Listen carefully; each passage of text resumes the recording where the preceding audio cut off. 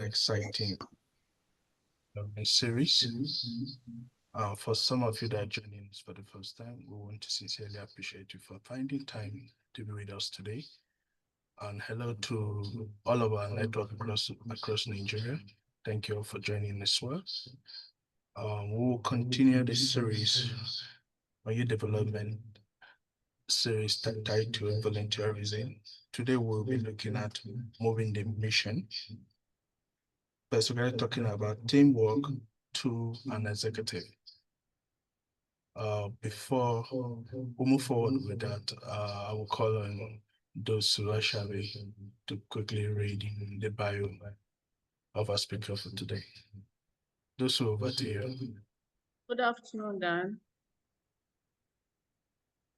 Good afternoon, Samuel Eishayo, and our participants. This is the bio in respect of Ms. Folayemi Ololade Umunna, co-founder, CEPI. Folayemi is a renewable energy professional with expertise in finance. He is passionate about policies, technologies, and markets that support global sustainability. He has a wealth of 20 years plus work experience, spanning oil and gas, FMCG, technologies, and energy transition sectors. With an MSc major in sustainability from the University of Warwick, UK, Folayemi has relevant and practical experience in working her community to explore and develop climate actions and sustainable entrepreneurship. She is an alumnus of 2 US exchange programs. She was a participant of the prestigious US Department of State's funded IVLP on climate change and partners with the US Department of State on various climate projects in Nigeria. Fola is an ISO certified professional in greenhouse gas inventories and measuring carbon footprints. Galileo Masters in developing and managing hydrogen energy projects, and a Galileo Master in renewable energy management and finance. She is the convener of the inaugural lecture, Lagos Greenhouse Gas Inventory Stakeholders Forum, and the Nigerian Climate Resilience Salon. Fola currently manages a 5.4 megawatt turbine as part of her job portfolio. Folayemi, who volunteers with the African Research University Alliance Center at the University of Lagos, is a member of CSA, Greenhouse Gas Standards Group, Canada, a member of the Renewable Energy Institute, UK, and also member of Harvard Business Review Advisory Council. Ladies and gentlemen, with a round of applause, can you welcome to our program this afternoon, the facilitator of this afternoon's program is Folayemi Ololade Umunna, co-founder, CEPI. Fola, you are welcome. Thank you so much, ma'am. Thank you for having me. Excuse me. You're welcome. Good afternoon, everyone. It is an absolute delight to be part of this discourse. First, I would like to appreciate the Lagos US Consulate and by extension, the US Department of State for its investment in its alumni community, of which I am privileged to be a part. The learnings, the trainings, the travels, the projects, everything has broadened my horizon and I'm really thankful. I want to thank the American Spaces Nigeria as well for organizing this intelligible discourse on volunteerism. Thank you for having me. And so today I'm here to share on leadership pretty much, because we've heard so much about volunteerism. We've heard about how people are being compelled to do good. So now we want to see if leadership is a factor that could make volunteering easier on people. And so now I would love to share my screen.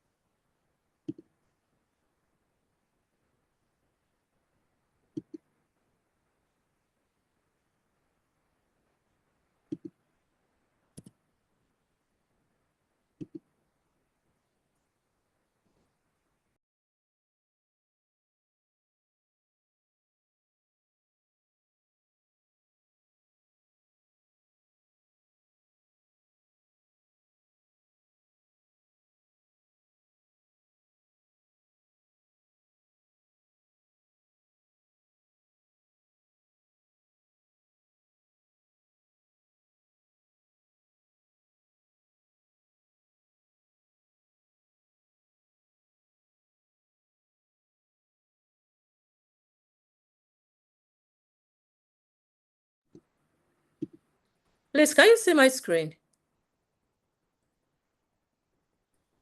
No, not yet. Not yet. Oh, Just try it again. Now let's see. yes.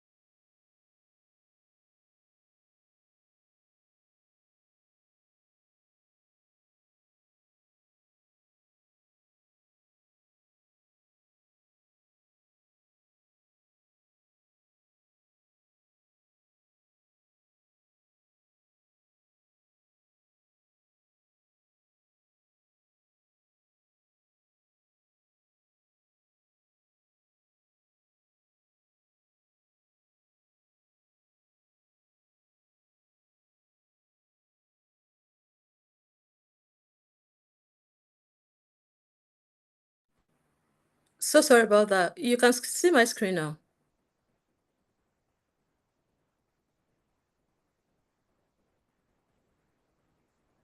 So Yes, I try sharing it from here. So probably if you can follow, I can see if I can manage that for you.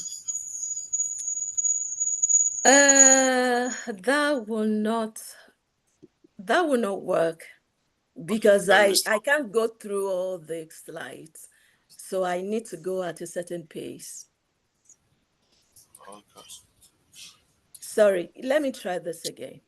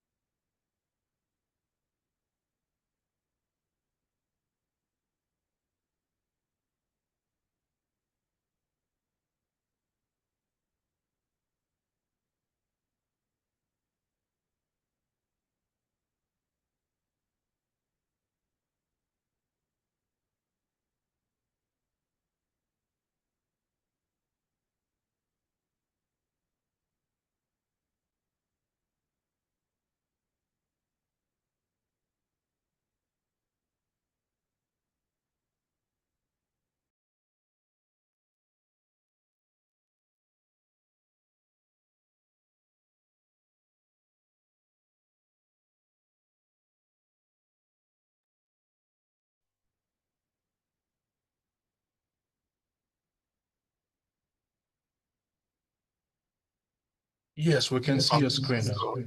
All right. Yeah.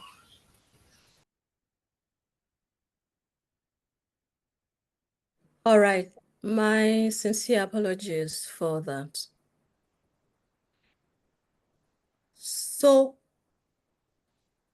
today I'm going to start, but sorry, I can't even see the screen from here. Just a moment. Someone, it seems you are sharing your screen. Okay.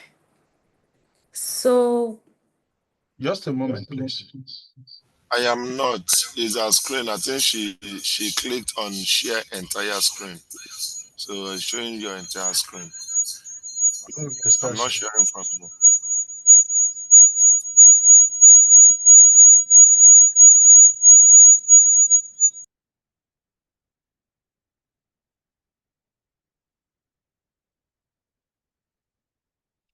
Yes, you just got it.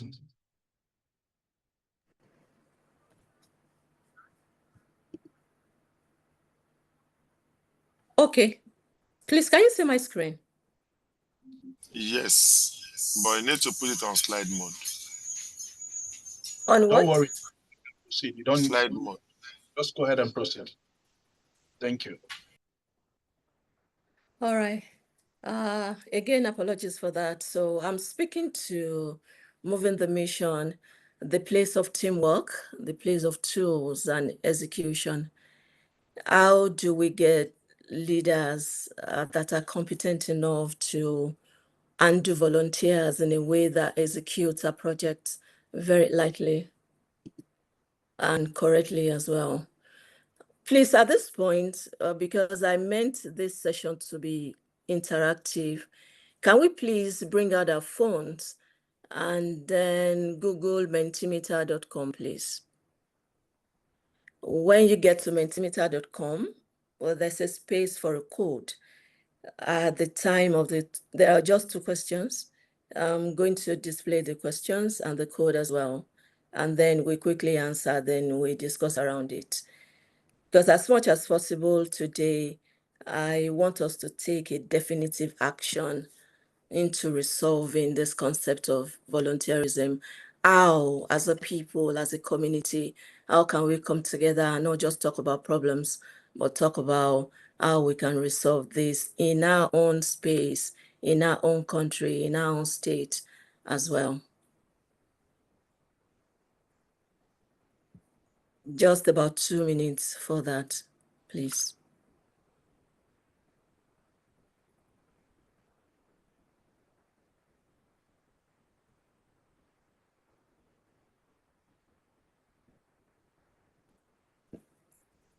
Are we all there? Can I proceed?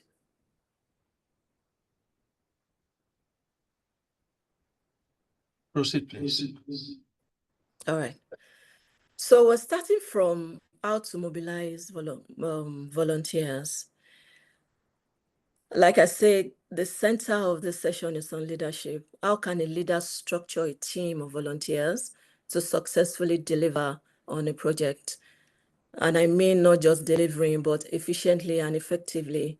Are there some tools, are there methodologies, are there skills, or what have you, that can enhance productivity within a structured team for a particular project? So on this one, I will use myself as an example. Part of what I do is to design and deploy and build modular smart grids that are powered by renewable energy. So assuming that I got $1 million grant to build micro or mini grids in the northwestern part of Nigeria, and I need some volunteers. And in this case, it's not because the funding is not enough, but because the expertise that I need are a bit rare and far in between. So I need to get engineers to come work on this. The first thing I need to do is to define my objective and ensure that the definition is well understood.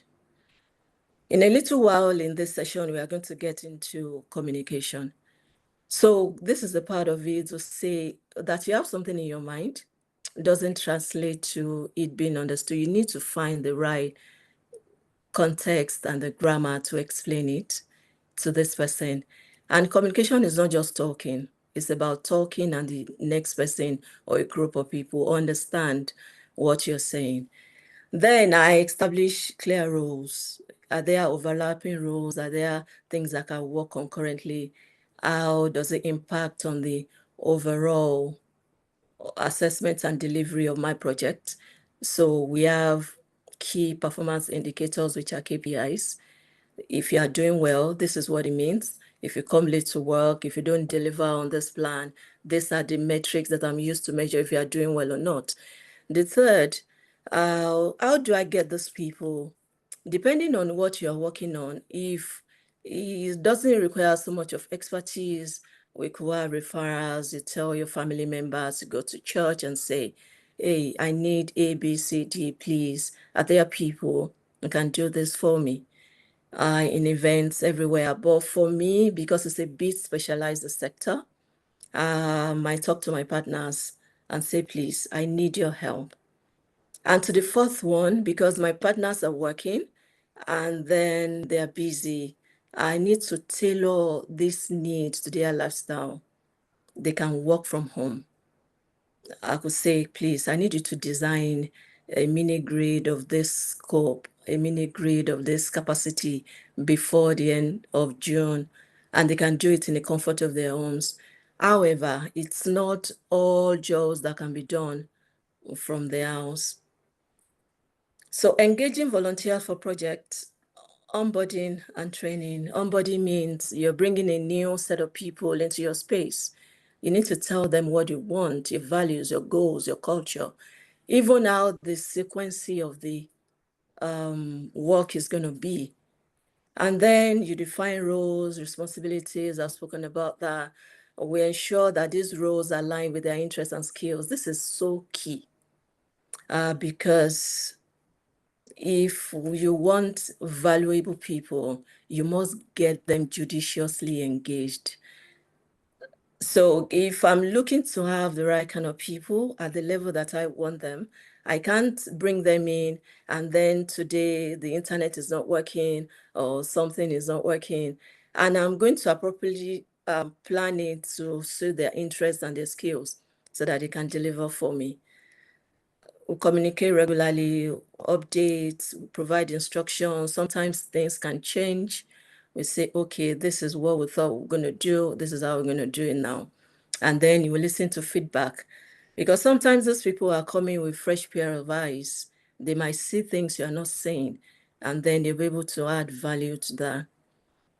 How do you engage volunteers? You foster a community, a coherent, a cohesive community in which everybody is seen, everybody is heard, and then you appreciate them and make them feel valued. Make it fun.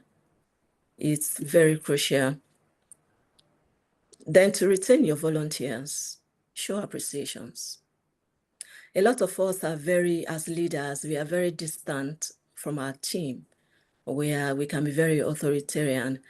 And these are people that are even giving their time for free. I think we should pay attention more to them. So it doesn't have to be money. It could be just showing genuine interest in their lives, knowing their sons or daughters' names, saying they come to work in a day, you hearing their voices on the phone and they are low and you're asking, is there a problem? Are you okay? As simple as that could go a long way. You can provide mentorship as a leader. You can't be selfish about the amount of knowledge that you've got. You got to share. You got to add value to these people that are working for you, making sure that as you are progressing your own interest, their interests are being progressed as well. And then we move to leadership. Like I said earlier on, the bulk of this session is on leadership. And as I was meditating on this topic last week, I was thinking to myself, if volunteering is so valuable as we say it is, why do we need to compel people to do it? Why do we need to cajole? Why do we need to, for lack of a better word, so sometimes want to pay or do something extra when we believe that volunteer can add value to you personally, and then it can build a nation. Why do we have to go that far to want people to volunteer? We'll talk to that at the end of the session. But at this point, let's deal with this leadership issue. When I talk about a leader, or if I say who is a leader, there's likely a figure that comes to mind, or a person that comes to mind that says this is a leader. And so there's so many myths out there to say it is because this is this, that's why you're a leader. And so I would like us to consider 8 of those theories that are flawed. Sometimes we think leadership is about charisma. If you are tall and wear nice suits and well put together, you're a leader. Leadership is about eloquence. If you have the oratory prowess like Barack Obama, or it's about power, your title, or it's about the skill, the amount of work that you do, or it's about likability, it's about fame. There's one popular saying in Yoruba that says, Ogbayibi Shanu Eleta. That means you are very popular.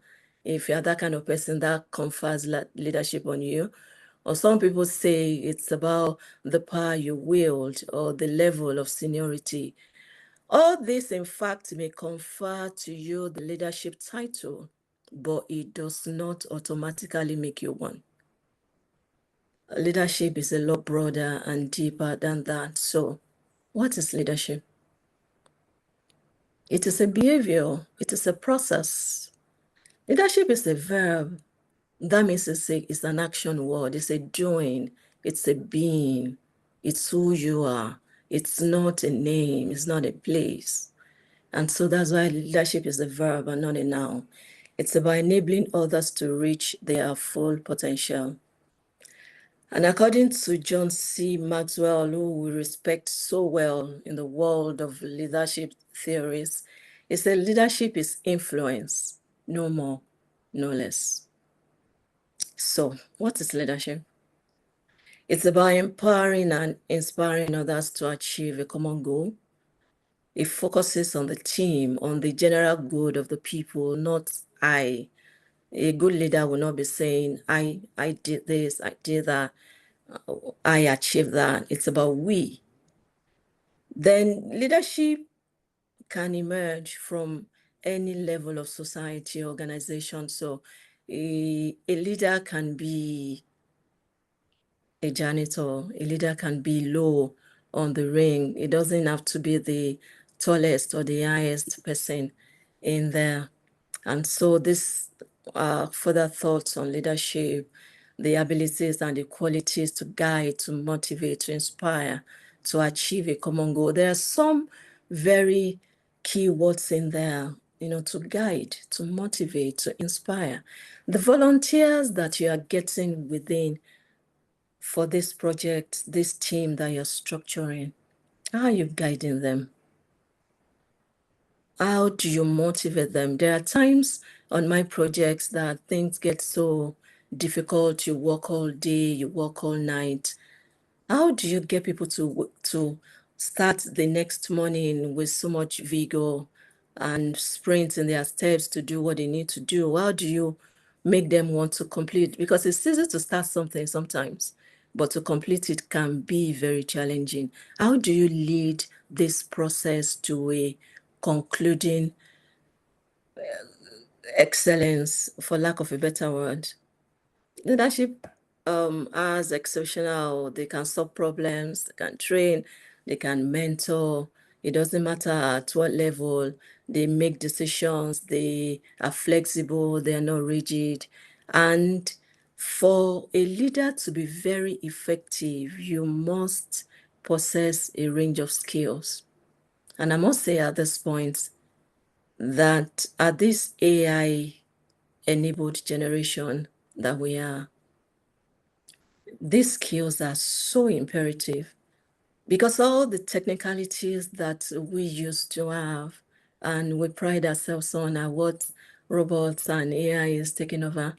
And so the future prediction of work is saying skills, soft skills are going to be integral to your success in the corporate world, in forming a team, in being a leader, even in your personal lives. Soft skills, like we will see very soon, are very essential. What are they? This is not an exhaustive list. Excuse me. We have a whole lot of permutation and combination on leadership skills, but I just brought this for us to go through. Communication, and communication is very vital. Is the thing that delivers on all of these other skills.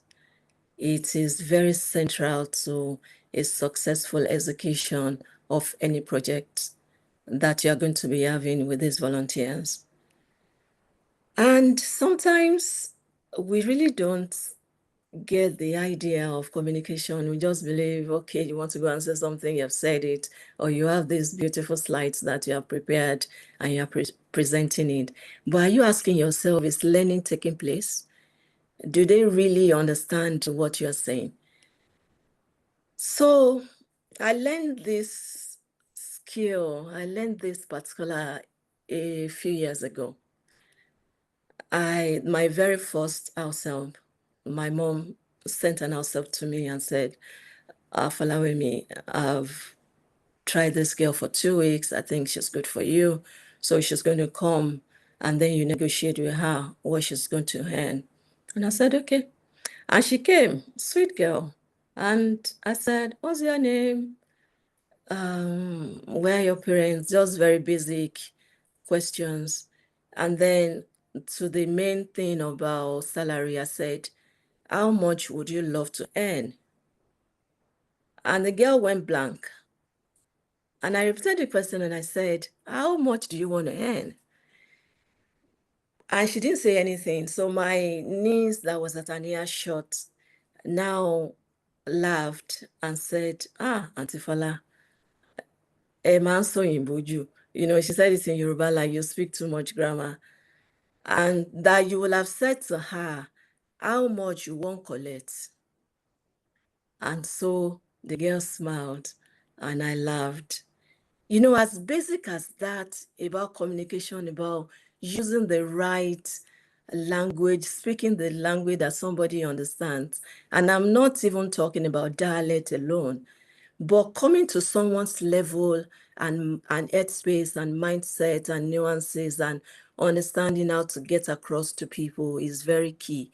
Leaders must be flexible. You have a plan, a 1-year plan. You are going to do this by March and that by November. Sometimes life happens. You need to be able to adapt the changes into this plan and goals. Relationship building, you must be able to make decisions. Things are going the way they are going. What do you need to do? Time management is key. Usually you have a time frame for whatever that you're doing. How do you manage it? Optimism. When things are low, you can get up and say, hey, and everybody will smile, or you do something that will just make people jump up and going to do it. How dependable are you? Can we count on your words? If you say this is the scope of work, will you wake up tomorrow and say, okay, no, it's not anymore, and we keep going in circles? They can solve problems. They have empathy. Empathy is key. Kindness. We have lost a lot when it comes to kindness. We've lost that human touch. We have become quite selfish, and it translates even to where we work, and it translates even to the leadership style that we have. How do you treat your people?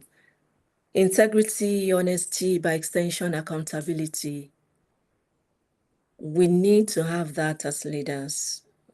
Our word should be our bond. If we say, I'm going to provide this to make your job easier, are you providing it? If you can't, are you communicating it accordingly to say, I'm sorry, this is the reason why I can't. Conflict resolution, because we are humans, things have to happen.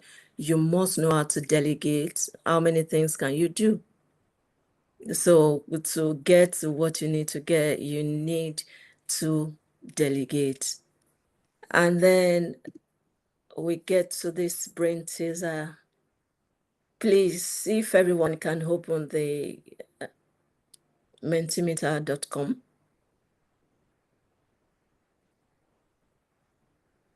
And this is the code. There's a place where you are going to insert a code.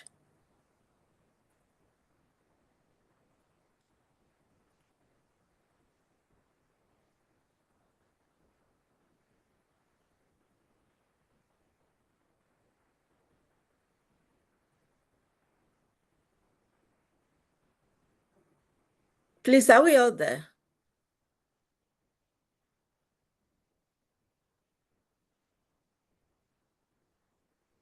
Yes, we are here. We can hear you. Okay, I want to be sure that everyone is seeing the code and is being imputed correctly.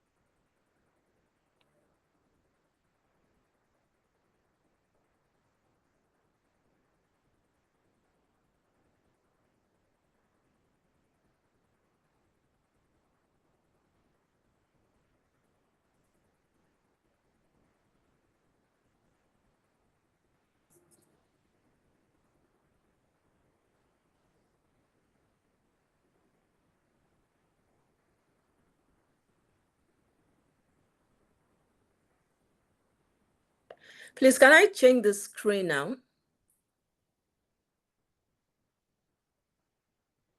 Yes, please. All right. Thank you.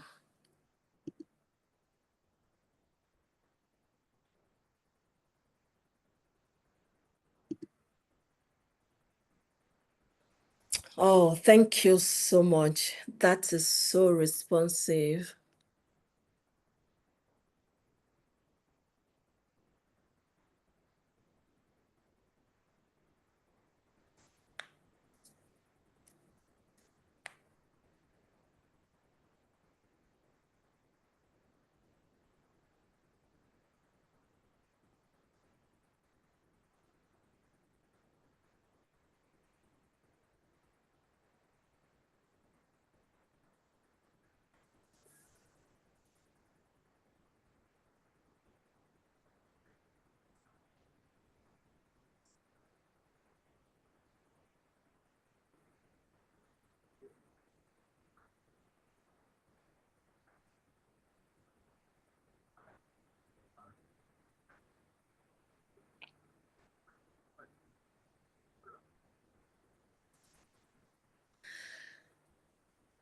Okay, I have 6 to 5. Because of time, I will need to turn off the responses. So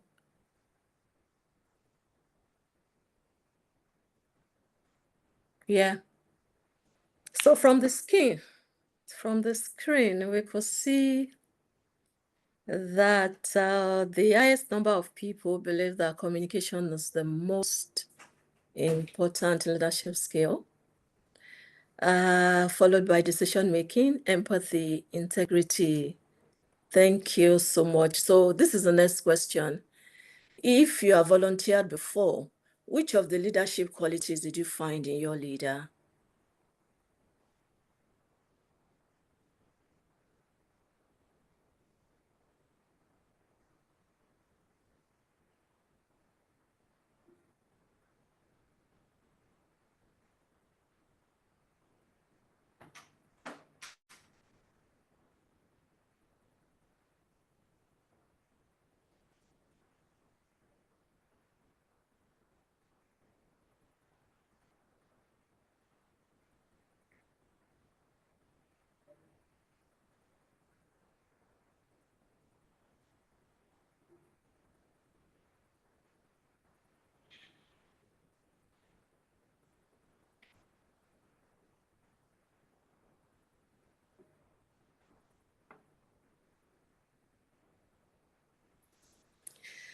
Thank you so much. I need to pause the response now because of time as well. Wow, interesting. Okay. Communication takes the highest lead. Empathy here. Oh, that's great. Patience, decision making. All right, thank you so much. According to my research and by experience, it's been said that integrity is the most important leadership skill, but a lot of school of studies would not want to attribute a particular skill as being great, so they say the best 5, the best 3. But I find it very interesting to know that communication takes the lead most of the time, has been the most important leadership skill. And I believe that as well, because that is what communicates all other skills appropriately and accordingly. And then when I found out about what is the most important of communication skill, it is active listening. I was shocked that that seemingly inconsequential attribute is actually very important. The ability to listen, the ability to be there when someone is talking to you, a team member has an issue and they are trying to table it, you are not on your phone or doing something. You are there, you are listening, or maybe it's a feedback to say, I feel this way, I'm sorry, or whatever it is. Active listening has been judged to be the most important part of communication. Thank you so much for that very prompt response. And an offshoot of communication is persuasion, negotiation. And I quoted this from a Harvard professor, Alice Brooks. She takes a course in Harvard Business School called Talk. That's the title of the course. This particular course has been said to be oversubscribed. Even people from other departments, other faculties of Harvard want to be in this class. And it shows that very important communication and by extension, persuasion and negotiation, because this is very key to our success as a leader. Every day we have to persuade someone or negotiate, even as a volunteer as well. You want something from your leader. Even in our personal lives, you want something from your spouse, from your parents. How do you get across? Do you just match in with entitlement and say, yes, I deserve this, I want that? And she said something very profound. It's how to become invaluable to someone. Find out what is valuable to them, deliver it consistently, and then you become invaluable. And with this, there was a 2-year project by Harvard Business Review, same Harvard. They studied the decision styles of more than 1,600 executives across a wide range of industries. And then they arrived at 5 decision-making categories: charismatic, thinkers, skeptics, followers, and controllers. And please, this should not be confused with standard personality tests and indicators such as the Myers-Briggs. This is simply a framework on categorization of how people tend to make their decisions. So they start with, at the time, like Steve Jobs, or the Mo Gaddart and all the big boys, and the Tesla man, and they ask them and they understudy them. And so I'm not going to dwell so much on this. Excuse me. So it's just saying, as a leader, we have a way that we make our decisions. As a human, we have ways in which we make our decisions. Sometimes it's by emotion, sometimes it's by logic, sometimes by from both. But whatever it is, for you to get something from someone, you must understand what their needs are, or what their wants are, or nuances, or their personality, and you tailor your request to them. So what will work for a charismatic leader is not going to work for a thinker. What is going to work for a follower is not going to work for a controller. Some people, when you are going to them, you must have all those data from like 10 years ago, and you are ready to run some analytics and say, this is that. And some people, they are very emotional. You know how to press some button. You know the right words to say, the buzzword to say, and then you get what exactly that you need. Because this course is about structuring a team and ensuring success, he says there can be methodologies and tools that we need when we have a project.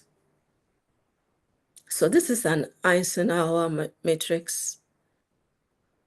It's a very popular tool, and it's telling us that all of us have 24 hours in a day. And so we must have a way to apportion what is important and what is urgent. So in this matrix is saying some things are important, but they are not urgent. The goals and the planning falls into that. That means we could be on the drawing table for the 2 quarters of the year. We're strategizing, we are defining, we are ascertaining, we are changing our minds, we are reworking. That is not urgent, but is important. When something is important and urgent, that is, you have a crisis on your hand. But some research is saying a lot of people, a high percentage of people are in this quadrant of distraction. That is, it's not important, it's not urgent, yet the most part of your day is in this quadrant. We all know the kind of things that can fall into the space. Now, implementing volunteers' efforts, how do we harness the effort? How do we implement? How do we ensure that we've gotten good people? We've spoken about the objectives, they understand what they are, and they're ready to work. It's still the same thing, but said in a different way. We assign coordinators. Maybe it's a large project like this, $1 million grant that I used an example at the beginning. We are going to Northwest. We are saying we need some people that can speak the language there. We need some volunteers like engineers that will design the mini or the macro grid, depending on the capacity that we want to deploy per ecosystem. And then we schedule weekly meetings. It could be virtual, it could be physical. How are you doing? Are you okay with the drawings? Do you need help? Is the software that you are using okay? Ask questions. And we use some tools to get this done. We have the WhatsApp, which is popular and easy. And then you can use Google Sheets, and we have some advanced options right there as well. When we do all that we do as a team, we must find a way to monitor and evaluate to say, are we doing the right things? And are we doing the right things at the right time? And are we actually achieving? Because it is possible to be busy and unproductive. It is possible to have movement with no set results. So that's why KPIs are very important. How do you, at the beginning of the project, when you are bringing in your volunteers, say, it is when you do this number of things that I know that you are working, that you are efficient, that you are delivering results? And then part of the metric would be how many tasks have you completed? For my example, how many plants do I give you the drawing? How many have you submitted within the time? We get the reports collated together, and you can ask the team lead to submit summaries. We observe or support. Some people might be struggling. It could be health challenges. It could be or whatever it is. It could be they don't even understand what it is or it's overwhelming. A leader must step in so that at the end of the day, the general result is what we are after. My final shots. As I said at the beginning of this session, I was meditating on it and I'm thinking, why do we have to compel people to volunteer? And volunteering with this is even, for me, beyond the corporate space or structured environment. A lot of people find it very difficult to even lend an helping hand. Your sister just had a baby and she also has 2 young toddlers. How many times would you want to say, okay, don't worry, I'll come over this weekend so that you can get a good sleep? And I came to a conclusion that our value system is faulty. We pay so much attention on things that are tangible that money can buy. It's about money. It's about how big it is, about how expensive, or it's about money. Value for us sometimes is defined by money, but it should not. There's so much about life that is beyond money.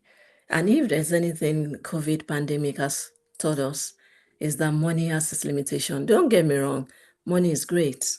Money is important, but money has its limitations.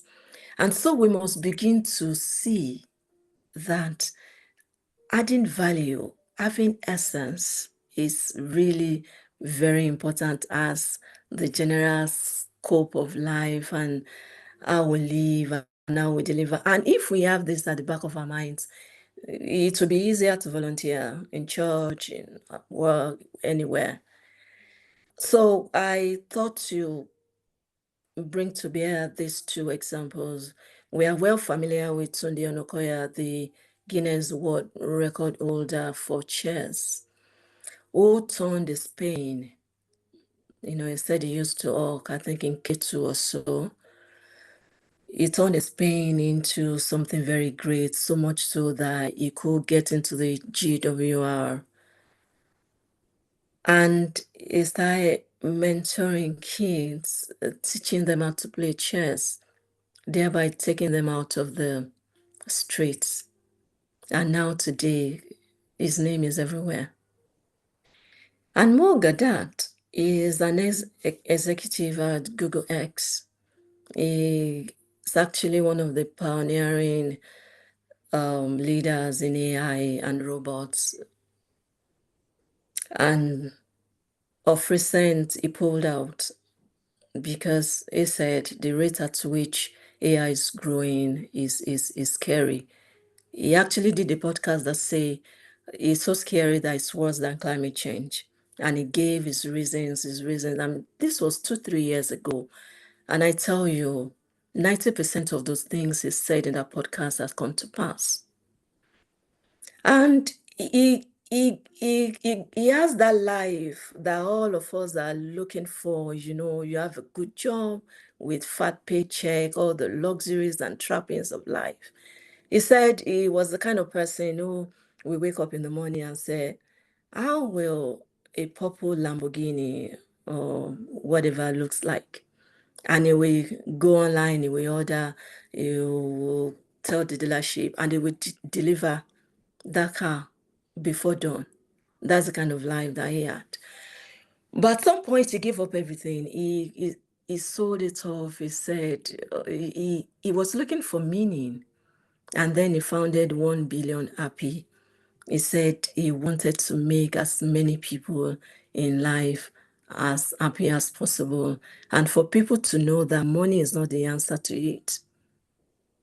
So I would love us to rethink how we add value, what our priorities are, how do we think about volunteering?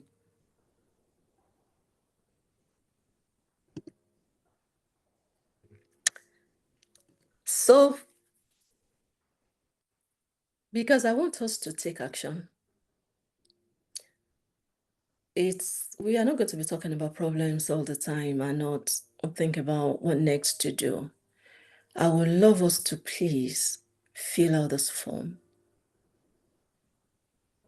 We want to constitute a committee, a voluntary reform committee, which is going to have its objectives and how do we really move this mission forward, not just by saying, not just by talking, but actively engaging, measurable results.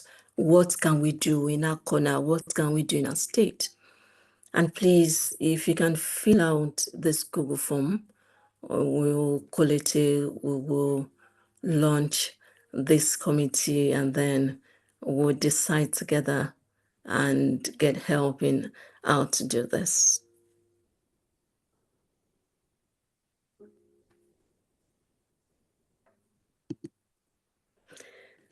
Thank you. Questions?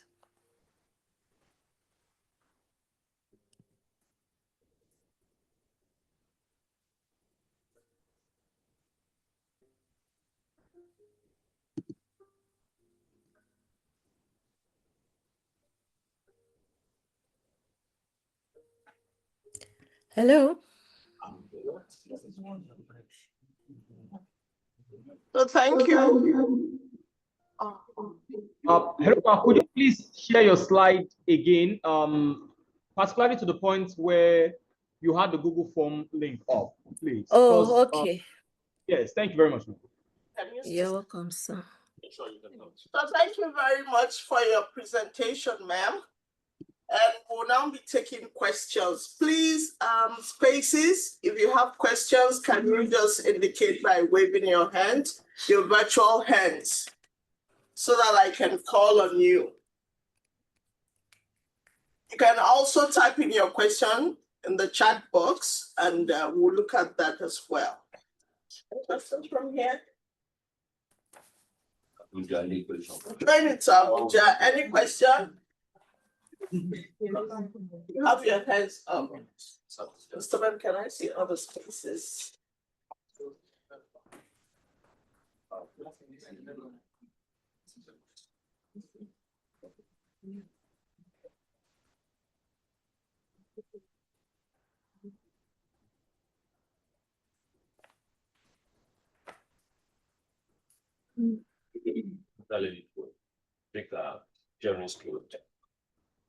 Ma'am, can you remove your sharing button? Okay. Yes, so that we can see others.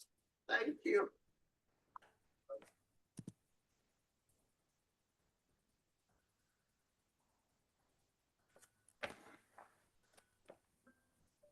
So maybe we'll take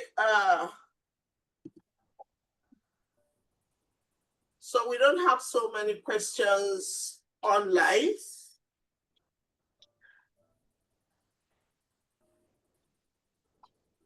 I can't see any virtual hands up. I can see lots of them from here. Okay. Lagos, can you please make Abuja host so that I can see the questions? Okay, ma'am, feel free to call any of the spaces who have raised their hands up to ask their questions. Yeah, Abuja, you are co-host already, so you have access. You have the co-host right. But I'm not seeing any. So we have American Center Abuja.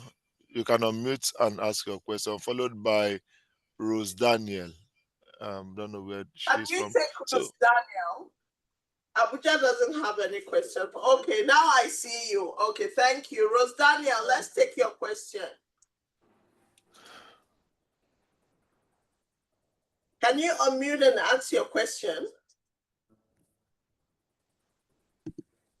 While she's getting ready, Calabar, let's hear your question.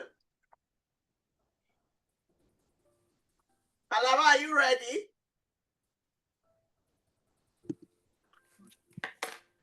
Okay, we have Calabar. An amazing session. I learned a lot, and I would like to ask, how do you develop charismatic leadership?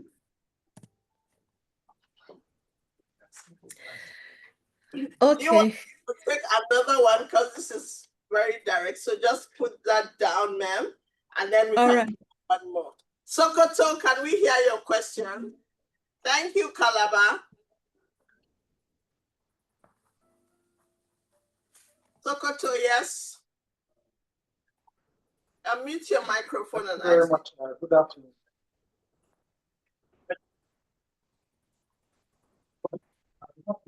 My name is I presently about. No, we cannot hear you, Sokoto. We can't hear you. Can you hear me now? Yes, clear and loud. Can you hear me now? Clear and loud. Thank you. Go ahead. Very good. I say my name is Idris Abdul Karim, but not a musician. And my question is, I own an NGO, or possibly I'm a founder of an NGO that has a capacity of about close to 50 people, and they are all on volunteer. It has been very difficult managing it because the money is not fully involved. Is there any way that soft loan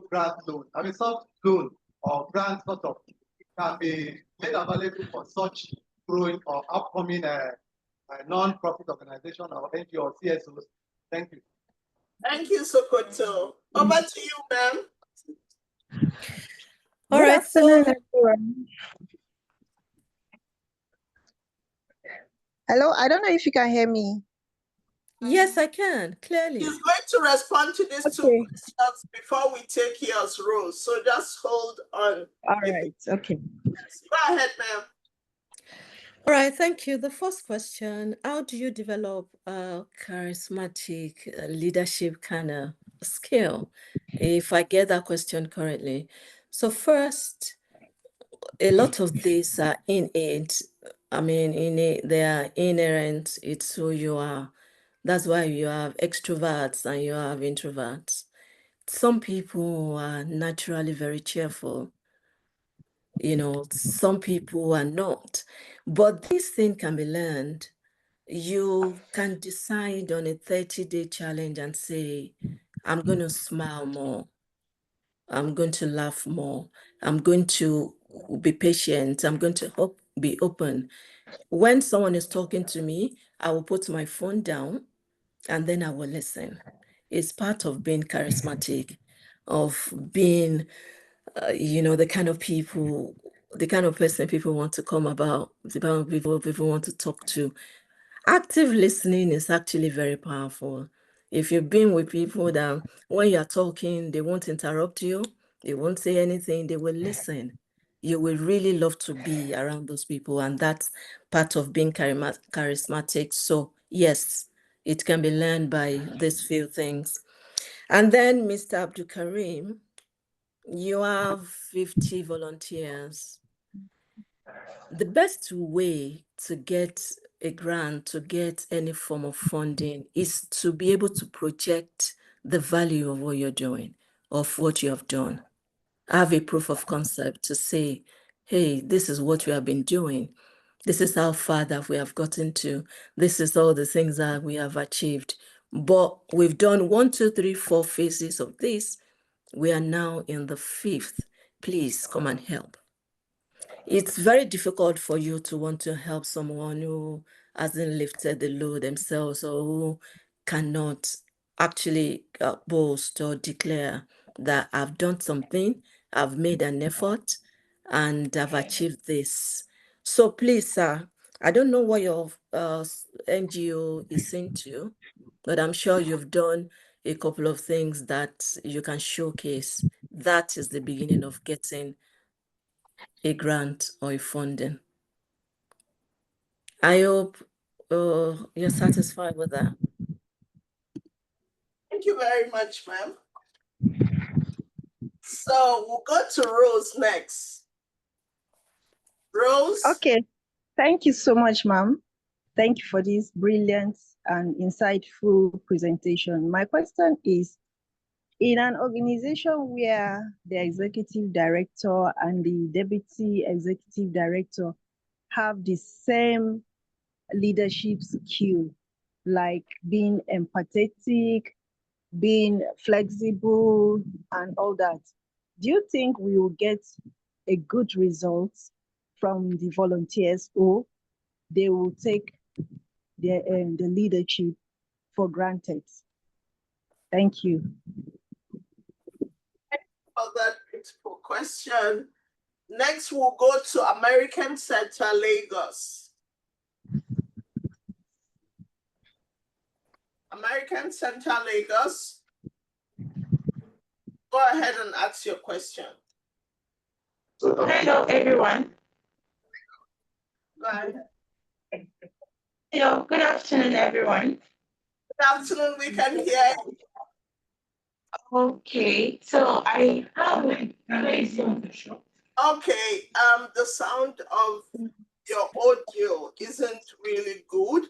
So while you're fixing it, I'll go to Enugu. Lagos, please fix your audio, and then I'll go to Enugu.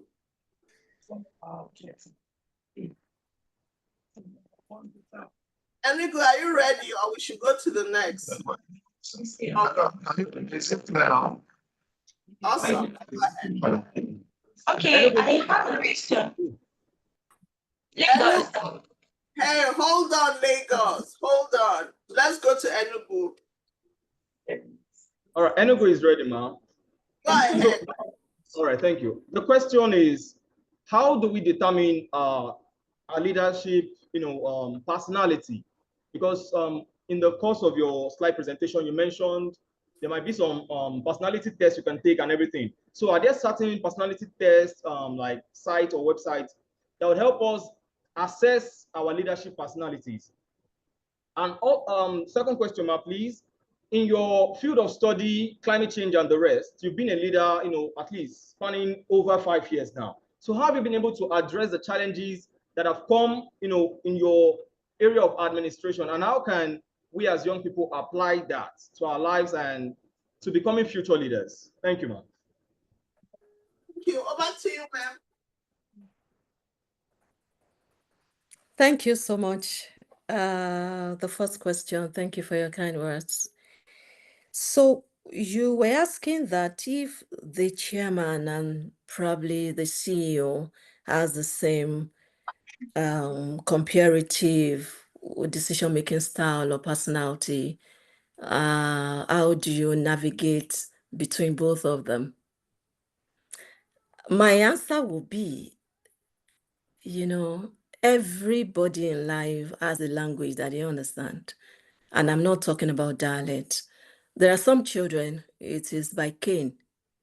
There's nothing you can speak all the grammar and show all the love and say, don't beat your child. There are some kids, that's all. So by the time first, I think we need to pray for the spirit of discernment. It's a real thing. Meeting someone and within how many minutes you can tell who they are, talk less of working with someone, you would know.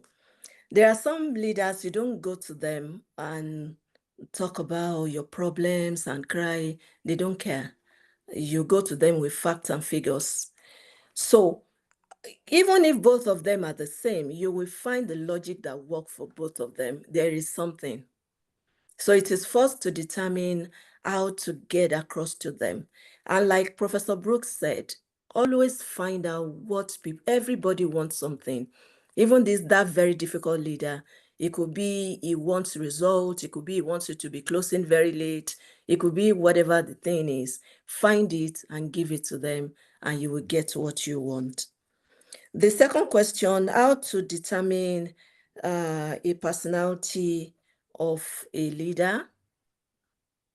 I think I got that right. It's the same thing as what I just said. You'd know by the time you work with someone a quarter, 2 quarters, you will understand how they want their reports delivered, how they want their meetings to be held. You will know. And then it is by paying attention to these things, even to unspoken words, even to body languages, you will understand what they want and what they need. And the question that asked, the second question of the young man that asked about how I've been able to address the challenge. I've come to realize that this thing about attraction is real. You know, they say you attract not what you want, but who you are. If you are a quality kind of person, you will attract quality kind of people. So the problem is when you get those people, how do you manage them? But I've been blessed in having people of varying scope and context wanting to go beyond to deliver on projects, even as volunteers.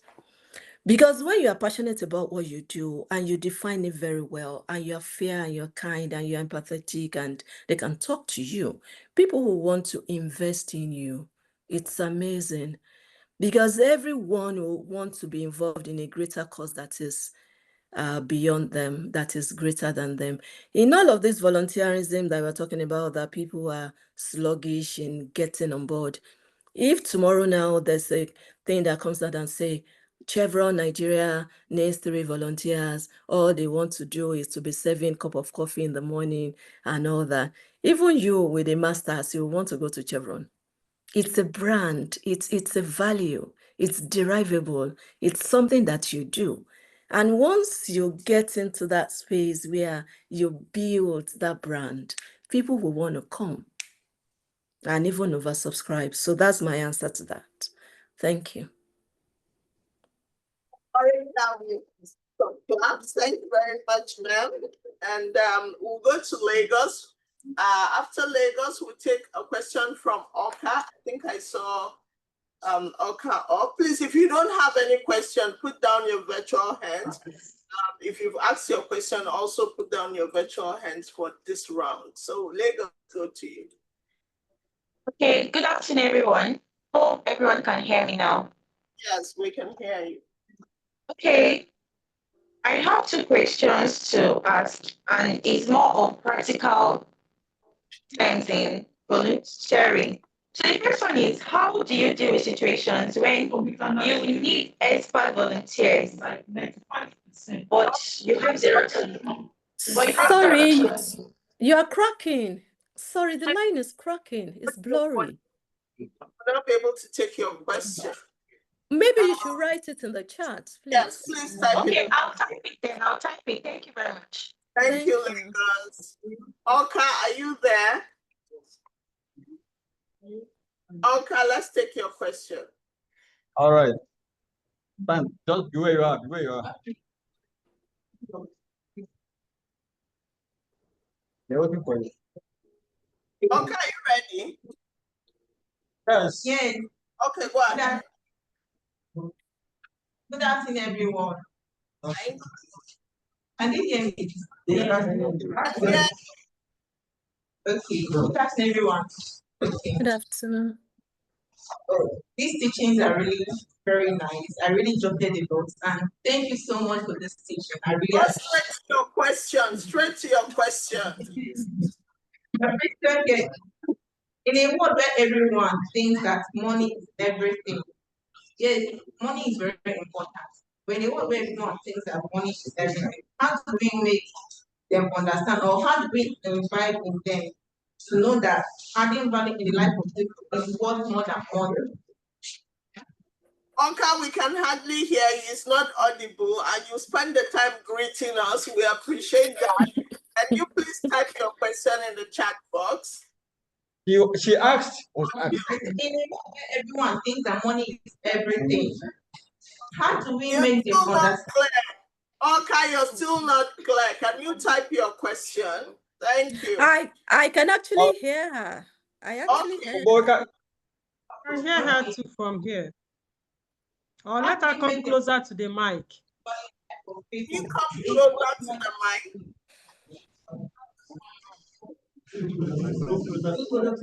Okay, she's coming closer, please. Hold on. Okay.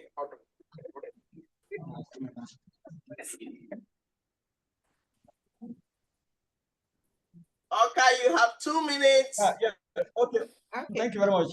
My question here is, in a world where everyone thinks that money is everything, how do we make them understand that adding values in the life of people is worth more than money? That's my question. Thank you. Okay, awesome. Thank you. So let's go to Oshogbo. Did I pronounce it well? Oshogbo, let's have your question. Thank you. Good afternoon. Thank you so much for that presentation. You spoke, when you are concluding, you were talking about how the hearts of people are kind of focused on money, and that's what hinders them from volunteering. But then we had a break in transmission, so we couldn't get your conclusion. So I'd like to know what you concluded on how we can balance our pursuit for our basic needs and, being selfless to important causes all around us. Please, I missed your conclusion at that point. Thank you. Okay, for the person before she responds, in case you missed her presentation, we have the complete presentation on our YouTube page. You can also go to Facebook and you can get all the presentation that we have done for all the weeks that we have had the youth development program, so that we don't keep going back. We'll be responding to questions, but read it, go back to the presentation, listen to it again. If you have questions, put the question on our social media pages and we'll respond to that. So thank you on that. Yes, ma'am, the floor is yours. Okay, thank you. Thank you for the brilliant questions and thank you for your kind words as well. So I'm answering the question that says, in a world where everything is attributable to money, how do we teach people? How do we explain to them that money is not everything? I think this thing is so abstract that sometimes if you don't get it, you don't get it.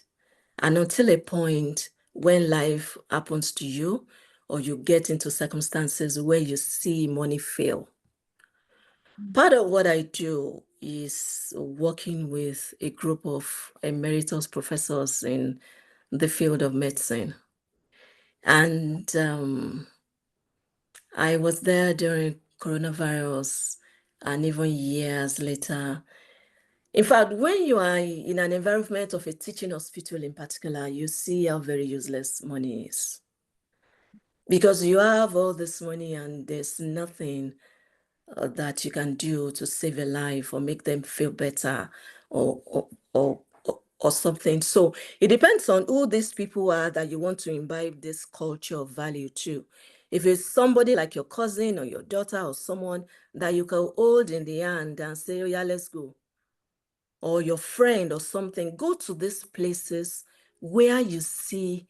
There's a popular saying that says, I wish everyone will have money and fame and wealth and everything so that they will know that it is not the answer to everything.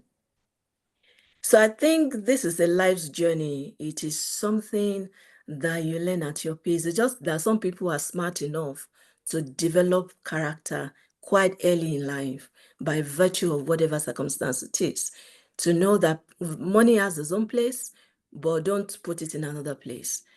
So there are practical things like that, or you find videos or something to show them of how people are adding value, and the value and essence, it's much more than money. And straight to the second question, I saying that the conclusion, okay, I don't have to say anything to that. Yes, thank you.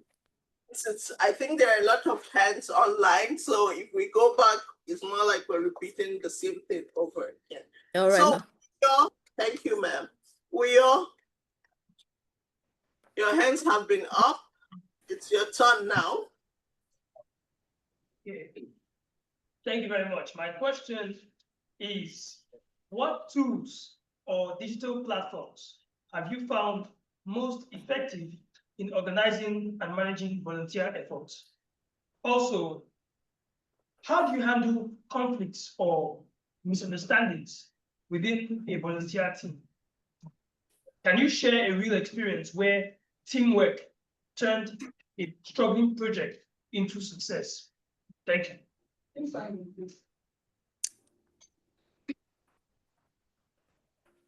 All right.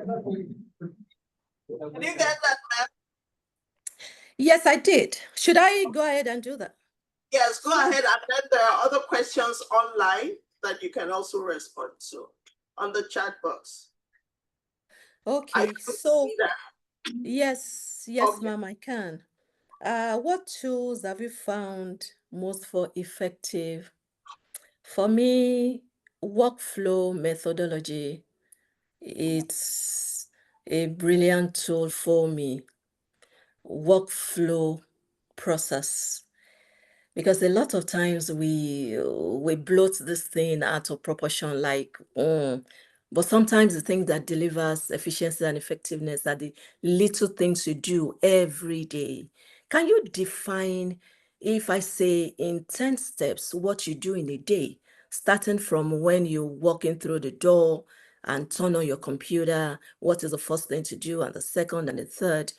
Once I'm maybe to sequence this, I am able to perform even better, because I even know when I'm omitting some steps. I know when I need a tool, because a tool is useless if you don't have productivity skills. A productivity tool is very useless. You need to know what you are doing first. It's just like having AI answer a wrong question, it will give you a wrong answer. It's an input and output thing. It is as basic as that. So work methodology process is a tool that I find really very useful for me. How do I handle conflict? It's a function of at what level.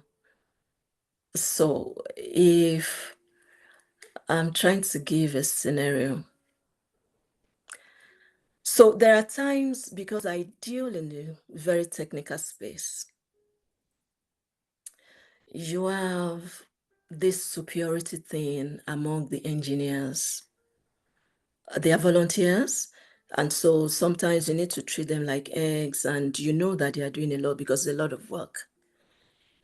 And so there's some unspoken thing about superiority. My work is better than yours, and okay, it will be like, okay, so you don't need me. You have your golden person, they can do better, or they know so well about this particular tool. I don't know about it. It is a way of finding balancing and speaking to the emotions of people. You know that that particular thing is stemming from insecurity, or some people feeling that they are inadequate. But when you value people in a way that you do, and you just speak to them and appreciate them and tell them, no matter what this is what you are adding, particularly if you can define it in measurable terms.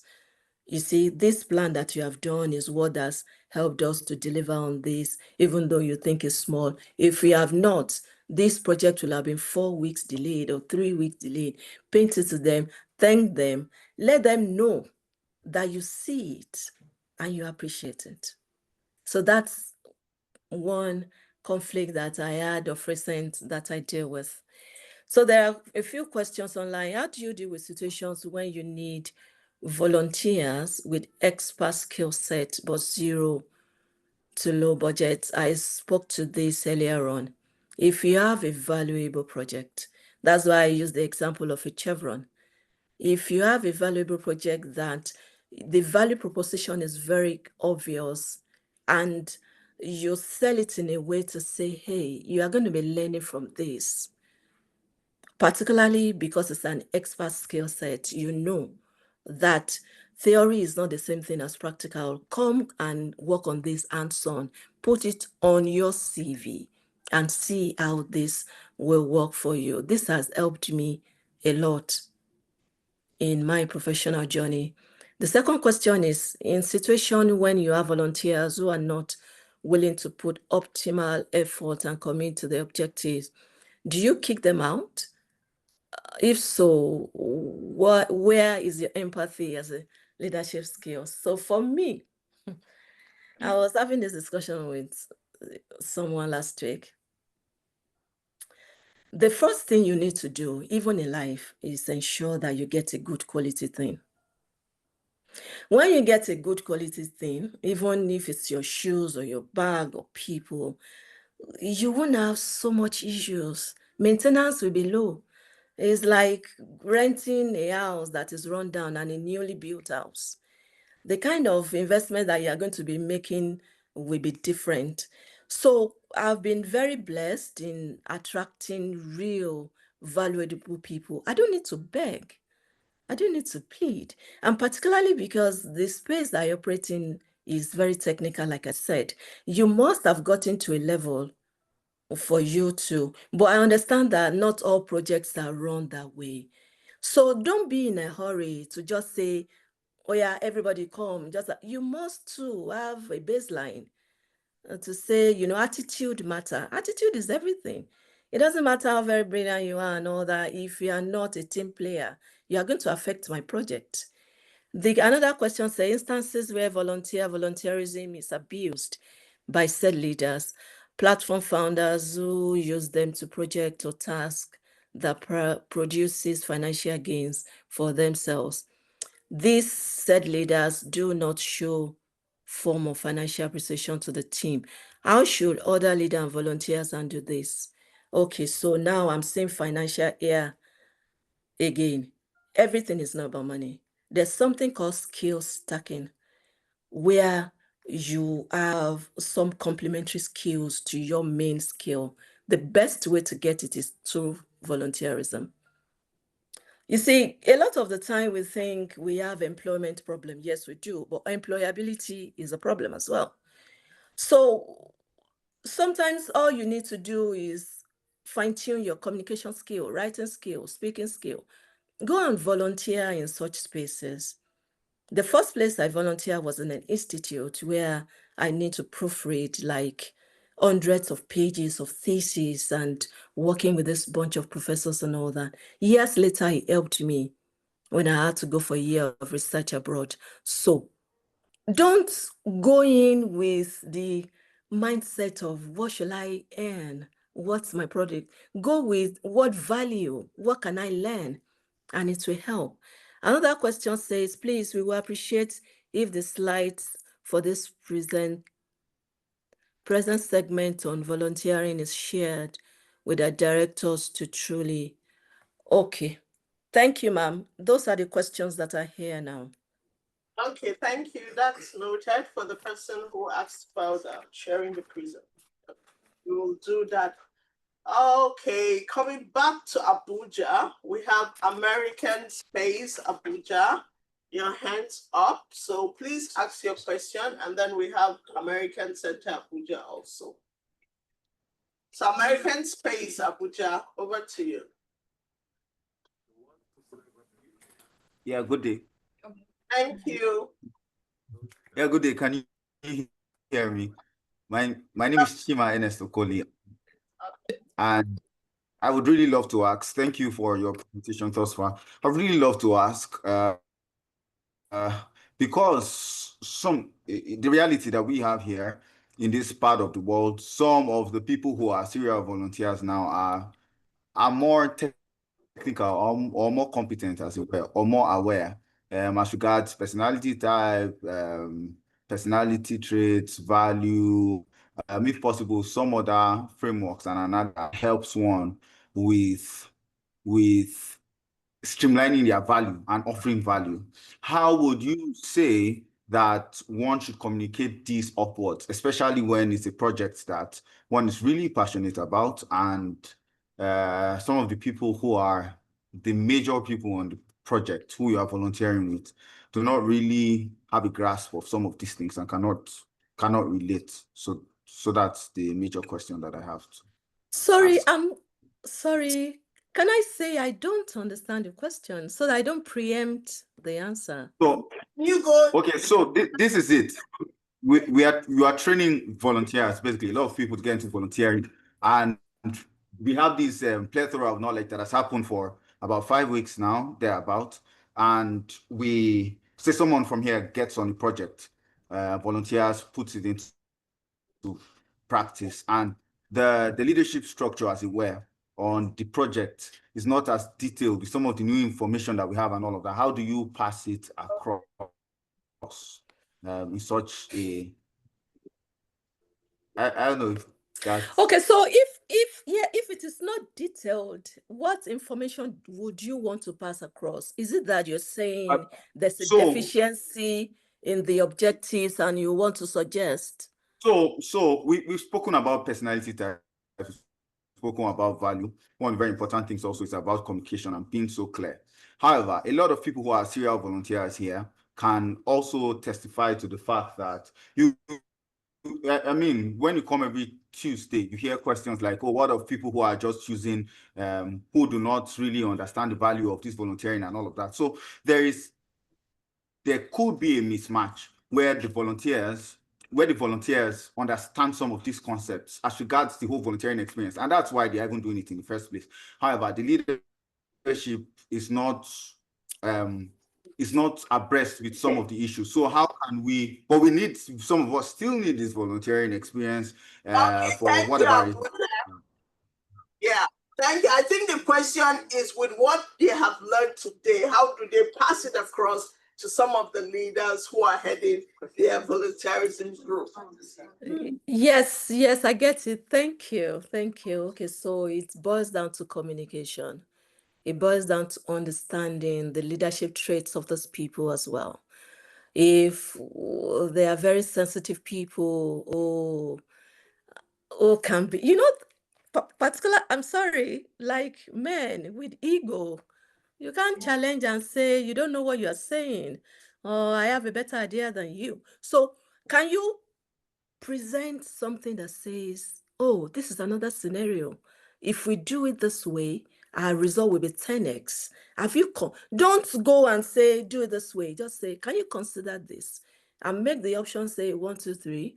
Probably you can go as far as saying citing competitor if that is relevant to you, and say, oh, they are doing it this way. If you do it this way, we are going to achieve even better result in lesser time. It is by understanding who you are dealing with and the effective form of communication to get it done. That's what I'll suggest. Thank you. So let's come back to American Center Abuja. I think we have about 2 or 3 questions. Let's start from you. Go ahead. All right, thank you. My name is Ololade Umunna. My question is, understanding that volunteerism has to do with passion and inspiration, and having heard the essence of finance one side. So now my question is, how can you inspire the volunteers or boost their morale aside financial compensation? Thank you. Thank you. We have another one. So 2 questions from. In time past, we've seen volunteers, volunteering with the will, the interest. But yes, I know you've talked about the finance part, optional way of rewarding volunteers and even them showing their interest. But looking at the economic situation, we also understand that as any project, whatever project one is putting into, you also need to consider the fact that we're human and they are willing to serve, but circumstances around it, you as the host of the event or project or program don't have the resources to manage them, and they have what you need. How can you get their interest, without them expecting more? Because of recent, you see that bigger organizations, when they host events or they have projects, yes, I'm coming, they get to, yes, they'll tell you come and serve, but at the end of the day, they get to reward them with finances. And a lot of them have programmed this in their mindsets. So when the smaller organizations that are still, in their awakening stage comes up with projects, they want to they want to use the same mindset to expect something from the same organization, knowing fully well that our hands, our fingers are not equal. So how do we, be able to achieve this? Having these younger ones that's coming in through, like the Gen Z, you can't really keep them that, like the millennials. Thank you. So I hope that we find an answer to it. Go ahead, ma'am. Okay, so thank you for your question. So in terms of how can you boost morale? There are lots of ways that are non-monetary which I have found. But also, going by the second question, I understand how finance can, be very important in this whole equation. But again, I go back to my example of what I said. Chevron is saying we need 5 volunteers. We just need you to come and serve coffee in the morning. You will go and borrow money and take transportation and go there. I can bet with you. And it's going to be the biggest font on your CV.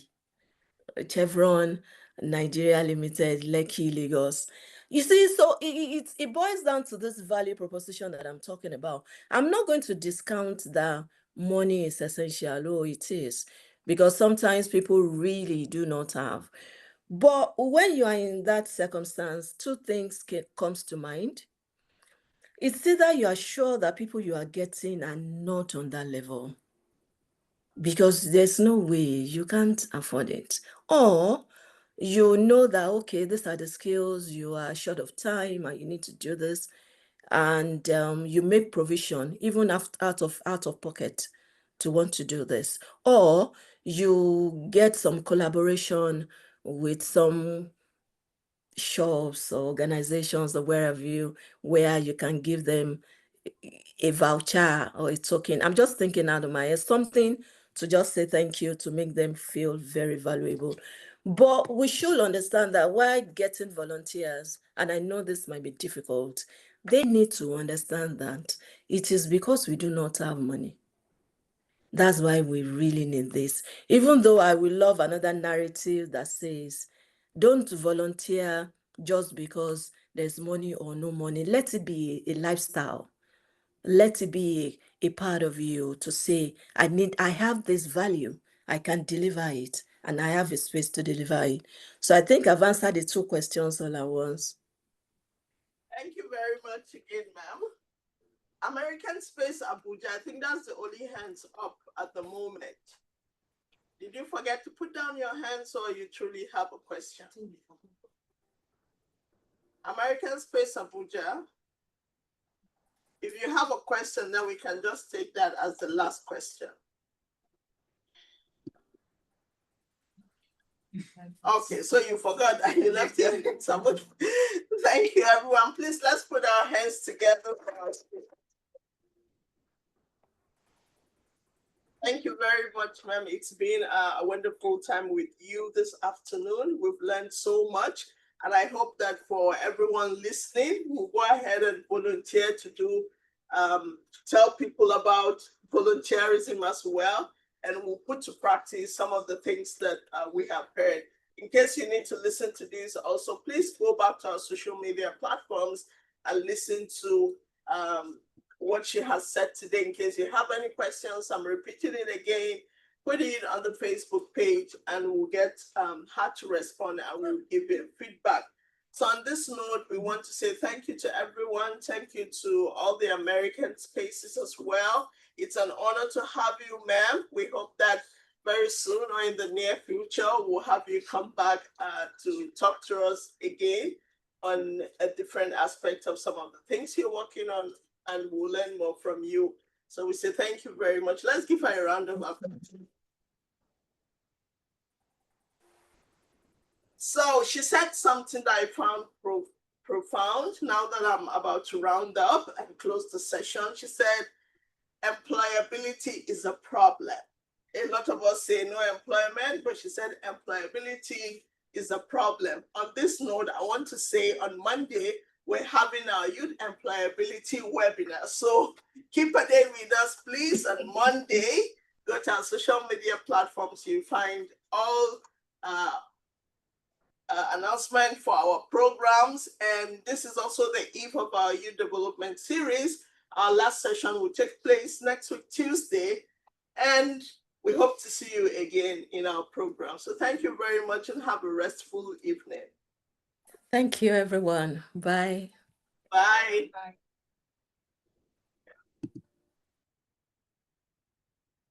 Well, now, okay, let me just special so that you didn't think what it is.